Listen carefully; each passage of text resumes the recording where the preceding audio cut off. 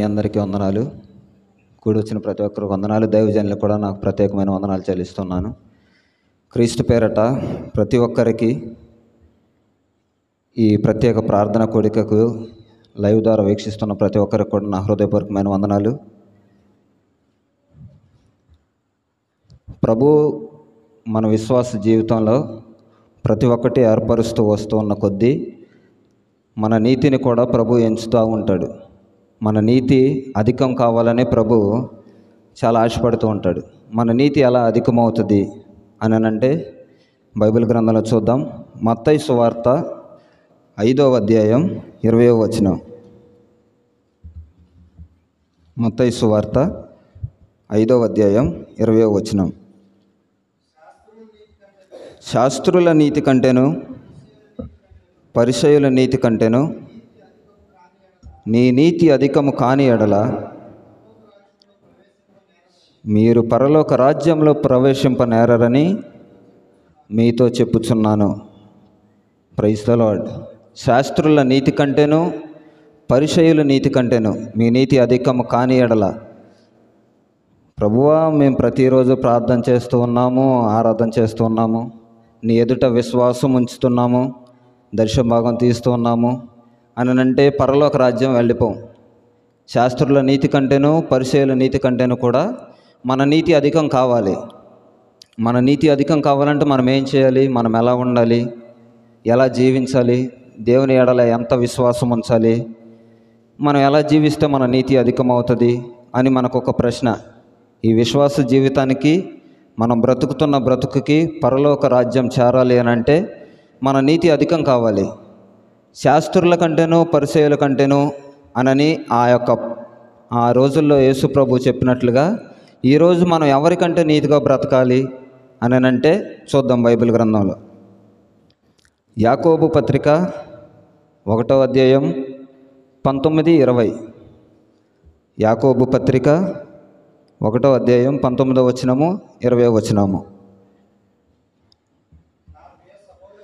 నా ప్రియ సహోదరులారా, మీరు ఈ సంగతి ఎరుగుదురు గనుక ప్రతి మనుష్యుడు వినుటకు వేగిరపడివాడును, మాట్లాడుటకు నిదానించువాడును, కోపించుటకు నిదానించువాడునై ఉండవలెను. ఎందుకనగా నరుని కోపము దేవుని నీతిని నెరవేర్చదు. హల్లెలూయా. మన నీతి ఎలా అధికం అవ్వాలి? మన నీతి కార్యాలు చేయడానికి మనకు ఏవేవి అడ్డుగా ఉన్నాయనంటే మనం గమనిస్తే మాట్లాడడానికి నిదానించి మాట్లాడాలి.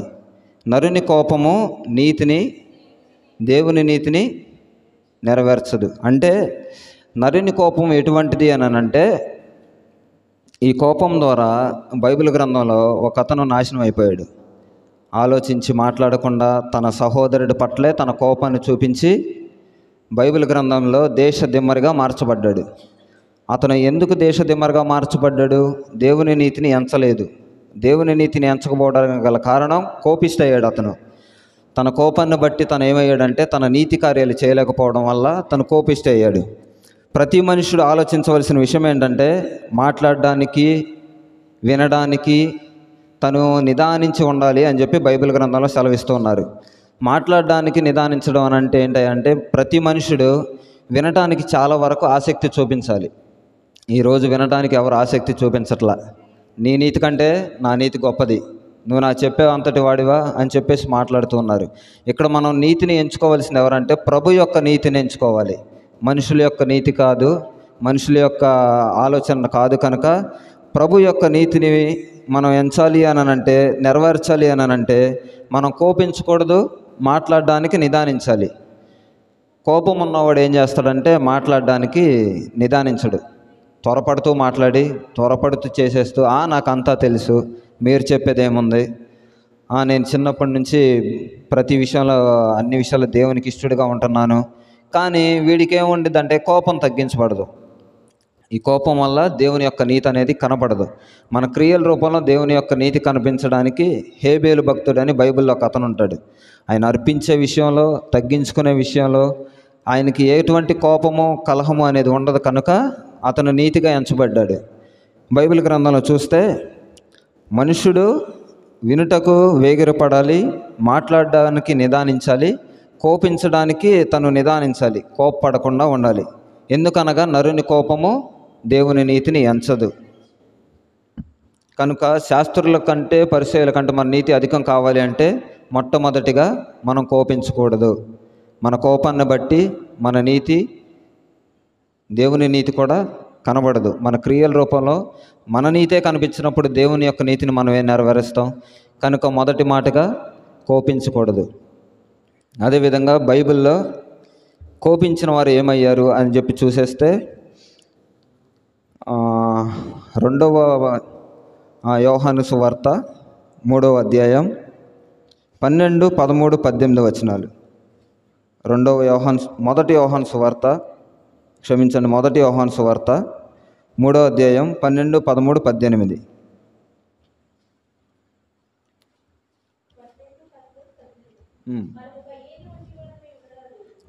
కయ్యూను వంటి వారమై ఉండరాదు, వాడు దుష్టుని సంబంధి అయి తన సహోదరుని చంపెను. ఎందుకు చంపెను? తన క్రియలు చెడ్డవియో, తన సహోదరుల క్రియలు నీతి గలవై ఉండను కదా. చాలమ్మా. తన సహోదరుని క్రియలు నీతి గలవై ఉండెను. దేవునికి స్తోత్రం కలుగును గాక. బైబిల్ గ్రంథంలో మనం చూస్తే కయ్యూను ఎటువంటి వాడేనంటే కోపిష్టివాడు, దుష్టుని సంబంధి అయి ఉన్నాడు, తన సహోదరుని చంపేశాడు. ప్రభు మాట్లాడుతూ ఉండగా యోహాను గారు రాసిన మాట, తన సహోదరుని చంపాడు అని అంటే, రక్తం పంచుకు పుట్టిన తమ్ముడిని చంపాడు అని అంటే తను ఎలాంటి స్వభావం కలిగిన వాడు? క్రియలు చెడ్డవి, దుష్టుని సంబంధి అయిపోయాడు. దుష్టుని సంబంధి అయిపోయాడు అని అంటే తన కోపాన్ని బట్టి తను దుష్టునికి సంబంధిగా మార్చబడ్డాడు. తన క్రియలు ఎలా ఉన్నాయంటే తన సహోదరుని చంపుకునే విధంగా ఉన్నాయి. దీనిని బట్టి తన నీతి అనేది అక్కడ సహోదరుని పట్ల చెడుతనముగా, దుష్టుని యొక్క సంబంధిగా ఉంచడం వల్ల, క్రియలు నెరవేర్చలేకపోవడం వల్ల తన నీతిని బట్టి దేవుని యొక్క నీతిని కూడా ఎంచలేకపోయాడు. దీన్ని బట్టి ఆలోచిస్తే కోపము నిదానించలేని వాడు గనక తన సహోదరుని చంపేశాడు. రెండో మాటగా చూసుకుంటే తన క్రియలను బట్టి ఇలా మార్చబడ్డాడు కనుక తమ్ముడిని చంపేశాడు. హేబేలు రక్తం మొరపెడతా ఉంది, తమ్ముడిని చంపేశావు కదా కయ్యూను అని చెప్పి యెహోవా దేవుడు అడుగుతూ ఉంటే ఈయనేం చెప్తాడు అని అంటే, ప్రభువా నేనేమన్నా తమ్ముడికి కావలి వాడినా అని చెప్పేసి ఎదురు సమాధానం ఇస్తూ ఉంటాడు. దేవాతి దేవునికి ఎదురు సమాధానం చెప్తూ ఉన్నాడు అని అంటే ఈరోజు మన క్రియలు ఎలా ఉన్నాయి? ఒక దైవజనుడిగా మాట్లాడుతున్న దైవజనునికి ఆయన మాట వినకపోగా, దేవుని యొక్క మాట వినకపోగా, ఈ రోజులో కనిపించే దైవజనుడి మాట వినపడబోతే దేవుని యొక్క మాట విన్నట్లుగా నువ్వు విశ్వాస జీవితంలో ఎలా అమర్చుకుంటారు? ఈ విశ్వాస జీవితానికి కావాల్సింది ఏంటంటే కోపం తగ్గించబడాలి, వినటానికి వేగిరపడాలి, మాట్లాడడానికి నిదానించాలి. దీనిని బట్టి నరుని యొక్క నీతి దేవునికి అప్పుడు ప్రీతికరంగా ఎంచబడిద్ది. ఇవి 3 చేయని పక్షంలో నీతి కార్యాలు జరగకపోగా నీ క్రియలు చెడ్డవయ్యి నువ్వు దుష్టిని సంబంధి అయిపోతావు. కనుక నీ నీతి పరిచయుల కంటే శాస్త్రుల కంటే అధికం కావాలంటే మీరేం చేయాలి?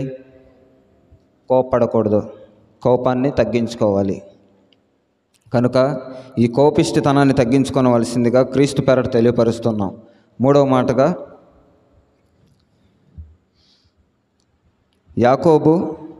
యాకోబు పత్రిక 2వ అధ్యాయము 27వ వచనం.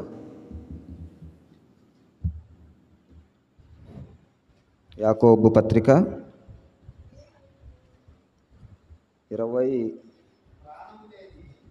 కాబట్టి అబ్రహాము అన్న మాట ఉంటుంది. ఒకసారి అబ్రహాము దేవుని నమ్మెను, నీతిగా ఎంచబడెను.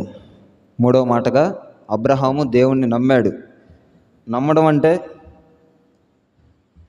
నమ్మడం వేరు, విశ్వాసం వేరు. నమ్మితేనే దేవుడు నీతిగా ఎంచాడు అబ్రహాంని. ఈ రోజులో విశ్వాసులుగా అని పిలువబడుతున్న మనకి విశ్వాసం లేకపోగా, నమ్మాము, దేవుణ్ణి విశ్వసించాము అని చెప్పుకునే మనకే విశ్వాస జీవితంలో బలత్వం అనేది లేకపోగా, దేవునికి నీతిగా ఎంచబడటం అనేది ఇంక రెండో విషయం. దేవునికి నీతిగా ఎంచబడాలి అని అంటే అబ్రహాం గారు చేసిన పని ఏంటి అని అంటే దేవుణ్ణి నమ్మాడు. మనం నమ్మట్లా. ఈరోజు ఏదైనా మాట చెప్తే మొదట మాట్లాడుకున్న మాటలను బట్టి వినడానికి ఇష్టపడట్లేదు, వినడానికి మనం నిదానించట్లేదు, మాట్లాడడానికి వేగిర పడుతూ ఉన్నాం. అయితే ఈరోజు దైవజనులు చాలా చోట్ల చాలా పర్యాయాలు దేవుని ద్వారా మాట్లాడుతూ ఉంటారు. ప్రభు ఈ కార్యాలు చేస్తాడు అని అంటే ఆహాహా నవ్వుకునే వాళ్ళు ఉంటారు. ఫర్ ఎగ్జాంపుల్ ఇప్పుడు వచ్చేసి శారమ్మ, మునుపటికి మీదటికి నేను వచ్చేసరికి నీ గర్భంలో శిశువు ఉంటాడు, నీ చేతిలో ఒక బిడ్డ ఉంటాడు, మగపిల్లడు ఉంటాడు అని చెప్పి దేవదూత మాట్లాడుతూ ఉంటుంది. ఆ మాటను తీసుకొని అబ్రహాం గారు విశ్వసించి ఆ విశ్వాసాన్ని బట్టి ముందు కొనసాగుతూ ఉంటారు. కానీ శారమ్మ గారు ఏం చేస్తారు? పక్కు నవ్వుతుంది.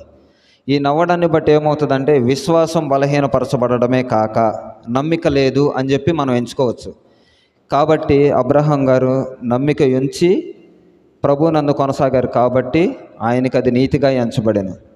3 మాటలు చెప్పాను. ఫస్ట్ మాట వచ్చేసి కోప్పడకూడదు. కోప్పడితే ఏమవుతుంది అని అంటే మన క్రియలు చెడ్డవిగా కనబడతాయి.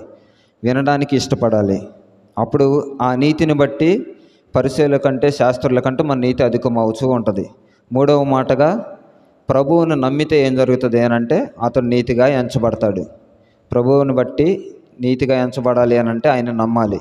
ఈ 3 మాటలు దేవుడు మీ వినికిడిలో స్థిరపరచునుగాక. ఆమెన్.